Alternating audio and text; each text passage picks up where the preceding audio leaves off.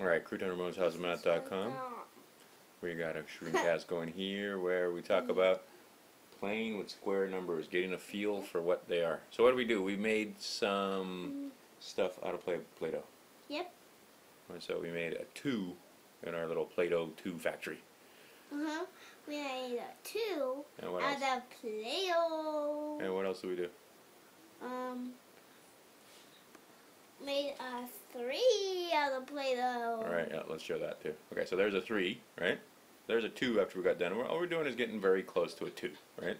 So here we can see 2, and we're just playing around with Play-Doh because it's the first day of the year and they got leftover Christmas presents.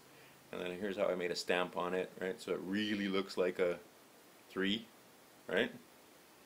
So then we could take it out, and it's pretty close. It's a little bit bigger than a 3, but not too much. And then you got to take them and turn them into squares, right? So he just took his 2, and that's all we're doing is making a square out of it, right? And it was hard for my dad and me to make a perfect square, right? Yep. And to spend a lot of time fooling around with it, right? But we got pretty close, didn't we?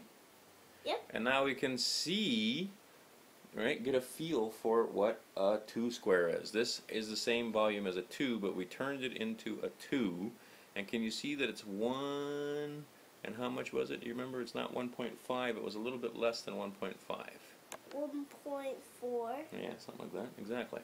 And then here is the 3, right? And now what are you going to do? Crush it up and make it into a square, right? Right? It's kind of fun, wasn't it? No? Yeah. Yeah? No? Yeah? Actually, no. Really? Really? Yeah. We're just playing with 3 though. Just fooling around and seeing if we could make and figure out what a 3 square looked like. You did a pretty good job. There's you squishing it together. Really, so that was no fun at all, huh? No. Just drudgery.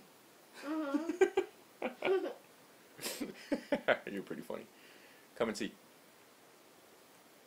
Okay, so there it is. Can we see? Oh, look at that. So that's 1, and it's very close to 2, isn't it?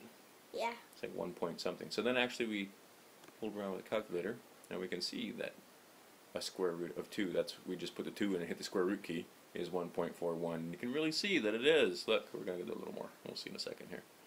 And that the 3 square, when we square root 3, we got 1.73, and actually because we had a little extra clay there, it looks like a little more like 1.8 or 1.9, but we can sure see that it's more than 1.5, and it's actually 1.732. And see, now these numbers are starting to mean something to the little boy, right, who's 5. It's not just numbers on a calculator. And then we took a look. We even took a pencil and see that that's about halfway through, just estimating.